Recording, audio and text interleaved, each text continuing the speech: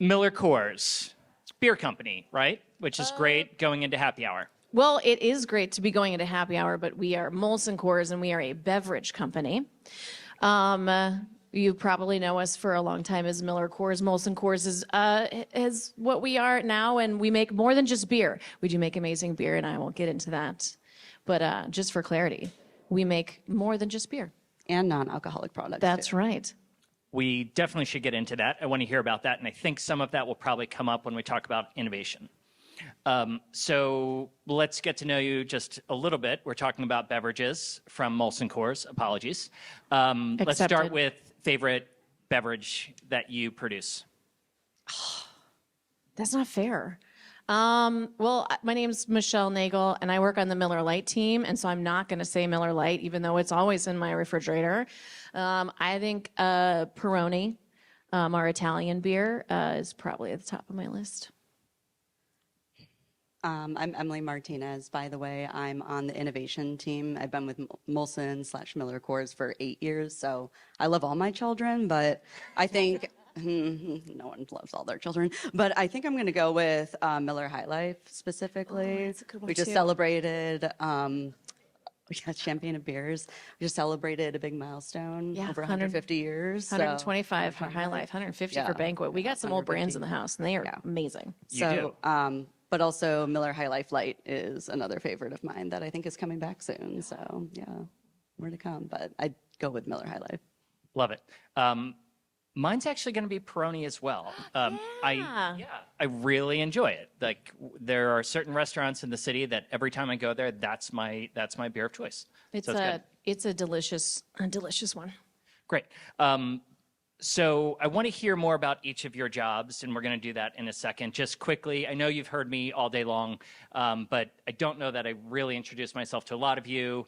I'm Tim Carr with Oracle Advertising. I lead our marketing products. If you don't know Oracle Advertising, anyone who talked about targeting, reaching their consumers, measuring advertising, trying to capture consumer attention, we do all of those things, and we operate through every platform that you likely are advertising in. So that's me. Let's start with Michelle. And we talked a lot of time today about culture and brands and brand love and how these things come together. Sometimes we're talking about trying to influence culture, but more often we are trying to understand what's happening in culture and trying to understand how you can connect your brand to something that's already happening versus trying to influence or change that. Can you talk about your role that you do today and how that connects to culture? I will ask to repeat some of those ones, but if I can kick it off. My name is Michelle Nagel. Hello, everyone. Nice to see you all still here. I realize we are sitting between you and happy hour, so thanks for hanging out. I've been with the company for almost 12 years, so I've also worked on a lot of brands and a lot of different facets. I work on the Miller Lite brand right now on the equity team, so our team is in charge of like the overall like strategy and brand positioning and like how we show up in the world, from TVC to social and PR and Viz ID. I will talk about Viz ID for hours if you let me, but that's not what we're talking about today.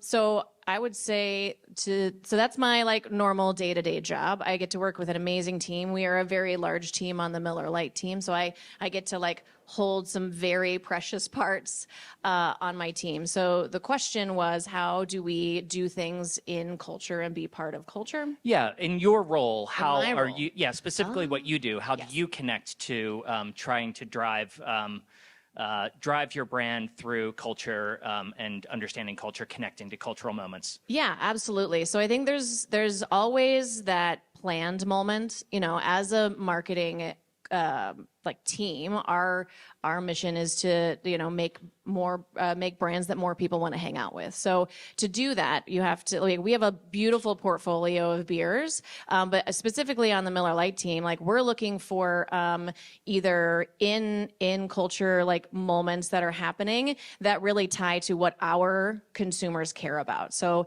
if it has something to do with beer, well, we know our especially our Miller Lite drinkers, they really love a great tasting tasting, less filling, 96 calorie Miller Lite.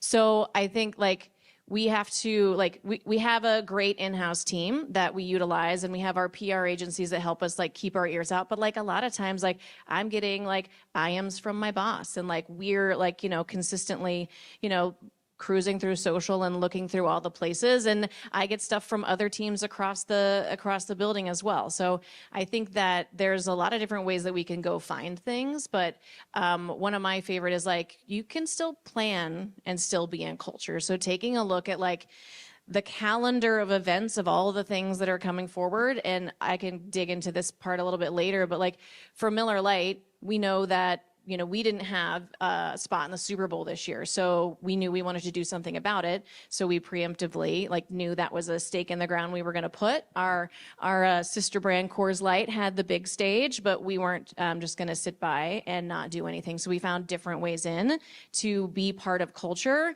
in a different way. Great, thank you.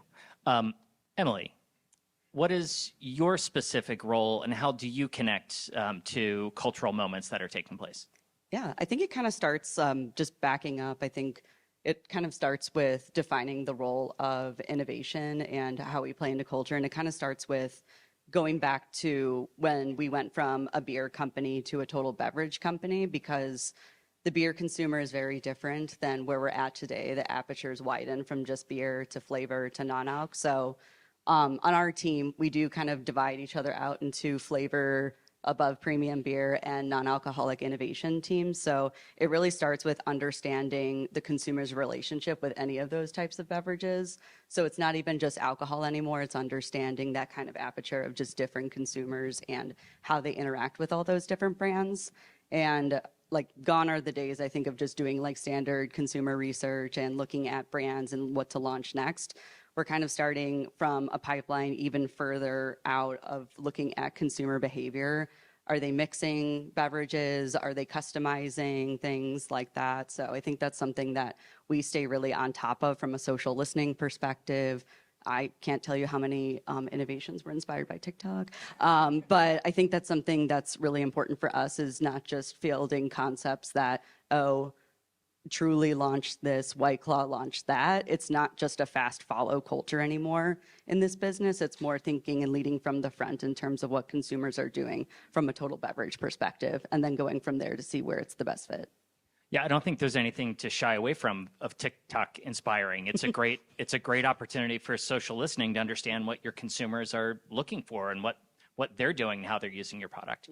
I'll stick with you for a second. Can you talk about any unique ways that you see that you are looking at innovation at Molson Coors, and any examples of that, like a brand or product that could have been recently launched? Yeah, for sure. I think alcohol's changed a lot over the past 20, 30 years, and more, especially from when I started 8 years ago to now. What was really important was just looking at kind of just like over time, it was very much beer and flavor types of innovation like White Claw, Truly. Those innovations kind of showed that the lines were going to start to blur between non-alc and alc. And so that started about like mid 2010s, right? And so it was no longer just the premium lights of the world or the craft beers of the world. The aperture was widening then to non-alc and bringing that into alc. And so when White Claw and Truly kind of gave birth to that category in 2016, we started to think about how our portfolio would adapt to that. And so to give an example of how that came to life, we have been a beer company for a very long time. So it did take us a bit to kind of like ramp up, revisit our capabilities, looking at how we can create flavor innovation. And so by the time that we kind of got that all set up and ready to go, I think something that was really important is like, if we're not going to get there first, then we're going to get there better. And so something that was really important was, okay, we don't have a White Claw, we don't have Truly.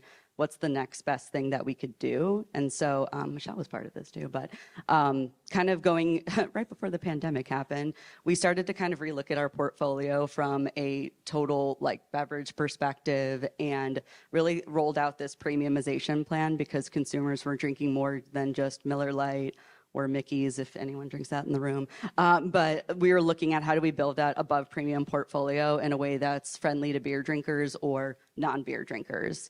And so we had a couple of owned innovations that launched right before 2020, like Vizzy Hard Seltzer, which at the time its point of difference was rooted in antioxidant vitamin C. And then Michelle also worked on the launch of Blue Moon Light Sky, which is a lighter calorie, lighter carb version of Blue Moon, just to kind of build on that premiumization and sessionability that consumers wanted. So that was kind of like chapter one. And more recently, I was leading our relationship with the Coca-Cola company for building our flavor innovation pipeline for Simply Spiked and Topo Chico Hard Seltzer. So that was a great way for us to kind of accelerate share in the category, but with brands that really mattered to people that didn't see offerings out there for them, which that was really important for us to consider too. Can I change my favorite beverage? Nope. No, you Nope. can't. Done. You already said Peroni. I really like Topo Chico too. Okay. You're allowed to change it now. Yeah. If it's mine. If it's mine, you can Totally, you can change absolutely change it. Thank you. That was really helpful to understand. And I had no idea that you would be working with someone like Coca-Cola to figure out the flavors. And you think about how you tap into expertise in an area that may not be yours to speed things up and maybe make something better if it's not faster. So those are smaller. I mean, these are not small brands, but these are some of your innovations. These are not the brands that have 100 years, 125 years, 150-year brands. Trying to tap into innovation, into cultural moments is probably a little bit easier with some of those because you are, you can connect that what you're building to fit a specific need. That might be a little different with the brands that you're working on, particularly something like a brand like Miller Lite. Could you talk specifically around how you think about culture in that brand and not doing anything that could damage the brand, but just to lean into that a little bit more? Yeah, I think, as a company, we have amazing heritage brands in the house, and like some of the brand owners are here. So Steph and Lucy, keep me honest if I say these things wrong, but Coors Banquet just celebrated 150 years of brewing excellence. High Life turned 125 last year, 2 years ago, as the champagne of beers that everyone knows and is the coolest beer. You can ask any bartender in the neighborhood bar that you're in. That's what they drink and that's what they have in their refrigerator. Blue Moon is almost 30. Coors Light has been delivering cold Rocky Mountain refreshment for decades and decades and decades, and Miller Lite has been around for almost 50 years. So there's a lot of rich heritage that we have with these brands, and it could be a barrier, but you need to look at it as a gift, because the reason that these brands have been around so long is because they are amazing and they are beautiful, and it's a little heavy and it's a little intimidating to be the person that gets to own that and push it forward. But it's really exciting, and I'm doing my best not to swear because I'm getting really excited, and that will happen sometime. So Maya, I promise, I'm doing my best. So I think that's the first thing, is just to realize like what a gift it is in the heritage of these brands, but making sure that you're talking about it in the way that you can own it. So, for example, I will talk about Miller Lite, but for Banquet, it was like celebrating and starting a legacy. So they partnered with David Coors, who, like, name on the can, he works for our company also, did Shark Tank style, where it helps like small businesses like launch their business. So starting your own legacy, because that's what Coors Banquet's about. High Life was able to capitalize on the champagne of beers and celebrate with the holidays. Like, that's how they celebrated 125 years, playing in an occasion in a space that they already own. And so for Miller Lite, the thing that we own and the thing that we are is the original light beer. We started the entire light beer category. We are not a lighter version of another beer. We are brewed meticulously for great taste and fewer calories. So it is taking all those things that really make your brand what it is and why people care, and then pushing on that. So What was the question? I don't know Sorry. at this point, but I liked it. I got really into it. You did. I blacked out for a second.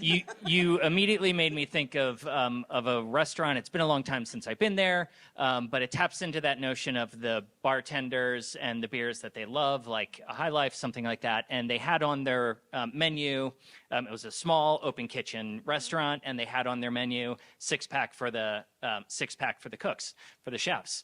And you place your order, and they walk over to the bar, and they pick up the bartender hands them a six-pack of High Life, and they bring it back and they give it to the kitchen for after work. That is one of those moments of like what people love. So I think that's really helpful connecting those dots there. I want to talk about another trend that I think is probably growing. I don't know that we've really touched on it yet from the innovation standpoint. How are you looking at extending beyond the I guess it is still a beer, but going into something like zero alcohol beers, and how does that fit in to your innovation plans and kind of connecting with the whole portfolio? Yeah, that's a really good question. So as we expanded to become a total beverage company, we kind of took a harder look at we usually start the innovation process with collaborating closely with our brand teams to see kind of where they're at in their brand journeys and if innovation could be a lever to drive growth for them, depending on where they're at. And so as we started to become a beverage company and build our portfolio of non-alcoholic brands, we did start with a partnership brand. So we started with ZOA. It's the Rocks energy drink. I highly recommend it. Big Dwayne energy, in case you haven't seen that campaign and the billboards around here. But we started to think about energy, obviously, is like a huge billions of dollars space, but also which brands in our portfolio had the right to extend to zero alc. We just didn't want to start with making everything zero alc. And I think the first foray was into Peroni 00. And then shortly after that, we just launched Blue Moon non-alc here in January for Dry January. Highly recommend both. Michelle and I just are selling. I was like, yeah, try not to swear too. It's very hard. On your way home. It's like pinch us every time. But so I think it's kind of about finding the brands specifically that have the right to expand into that, but also continuing to focus on like building that premium portfolio, because especially with Blue Moon and Peroni, they are import and craft brands. And so I know especially with Blue Moon, a key insight into building Light Sky was that consumers love the taste of Blue Moon. They love the ritual with the orange garnish, but it's really hard to drink more than just one, right? It's a little bit more of an indulgent treat, and you kind of stop at one. So I think that's something that we thought about as we continued to build the pipeline, is which brands had the right to extend into it, and that had that kind of like maybe barrier to purchase with sessionability, or if consumers wanted to drink something like a beer at a party, but didn't want to show that they were drinking something non-alcoholic, they could kind of like have that same badge value with the can and kind of be a part of the mix too. That's great. Thank you. I will definitely go try some of those. I have not tried either of them yet, but those will be on the list because I do enjoy full alcohol beers, some high alcohol content, low, and like to mix it up with the varieties. So it's great. One more question here. When we think about, again, go back to you here, from thinking about how you are trying to take your brand message connected to these cultural moments, how do you think about the ecosystem and how you bring those brands to life today when there are so many different channels to reach consumers in a variety of different ways? How do you bring those two together when you're planning? Yeah, we'll have a really smart media planning team that helps us make all of those decisions. But as we go to understand the creative that we're going to put in all of those different places, I think we're always going to have like a really impactful ATL program that you see on TV, like where we put like a lot of dollars in sports, where we know that our consumers are watching and they're watching live. So like that's never gonna. Well, I don't say never. That sounds aggressive. That's not gonna go away today. But as we get into like finding places to connect with our consumers. We've been doing things a little bit differently in social than we had previously. So there are rules that are a little bit stricter for alcohol brands to engage on social, but we found a really interesting way to like get beyond just our followers. And so one of the things that we're doing is we're getting a little bit more in doing more executions with our social partner, more executions with our social partners. So I saw Jack and the Snap team here earlier. So, lenses are back and they are fun, and our drinkers still hang out on Snapchat. And it's a fun way to like get someone to engage with your brand for, I think, what was it? 12 seconds. Yeah, there we go. It was in the after action review. It was great. So that, and then also like how we're coming to life on social, specifically through Meta and Instagram, is we can't be on TikTok. We can't have accounts. It's just not allowed. They don't age gate properly. So what we've been doing with Reels is like really leaning in and working with that Meta team to create content that is specific to that platform and is talking about beer moments and letting consumers see themselves in the content that we are putting out there. And in turn, we have our in-house team, Volt, creates all of our reels. And if you go to the Miller Lite Instagram page, which I highly recommend that you do, it is so fun. And it is like, it's showing beer moments in a very like self-aware kind of like wink and nod way that Miller Lite can come to life. And we're only, and it's just all about like love of a beer. And so the best thing about this is when consumers are seeing themselves in the content you're putting out there, they're going to share it. And so this year, our 2023 was the first year we started leaning into Reels. And by the end of the year, we got our first one that had like 3 million organic views, which normally that is not the benchmark that we were tracking against at the beginning. So it's been really fun to see that like grow, and another way for people to see your stuff and share. When someone shares it, I mean, I've been talking about gifts a lot today. That's another one. This has been great. I will now go to my other role and take some audience questions, but both of you, thanks so much for talking about how you are trying to connect your brands through culture here. Really interesting. Any questions?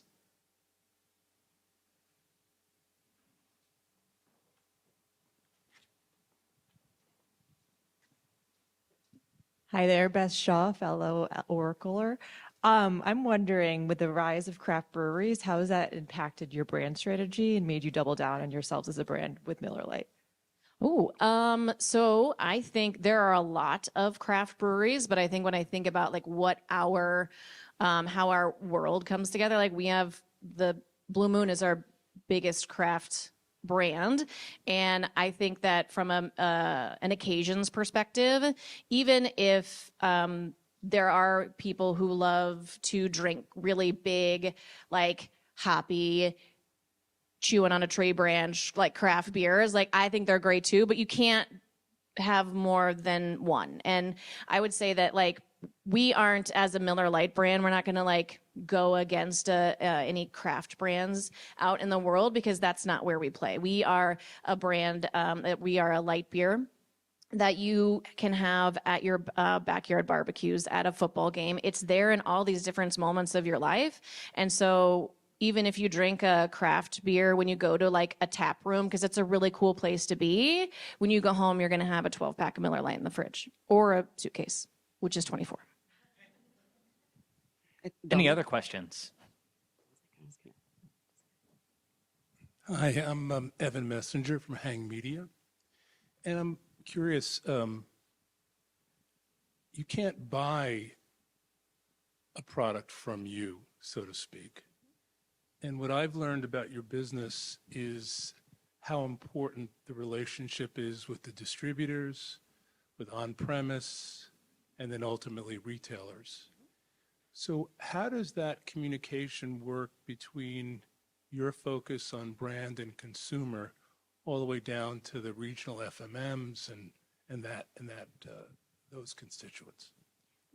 I love this question. From a brand perspective, so the question was around how we like work with our distributor network. So beer is a 3-tier system. So like to the point that we don't sell to Walmart or your neighborhood bar, our distributor partners do that. So we have a very large system of very smart sales humans and chain call points that create those partnerships with our distributors. And our job is to partner with our larger sales team and field marketing partners as we go to plan. And we're actually like we're kicking off planning right now. So I have probably 15 stakeholder interviews that we're doing in the next 2 weeks as we're getting into like finding those problems in those other areas, or what are the things that we can go solve for. So that's step one, is like we are lockstep with our sales teams. I think we have a really great relationship with our sales team, and I think they would say the same thing about us. I used to be in sales. I actually used to work at the distributor,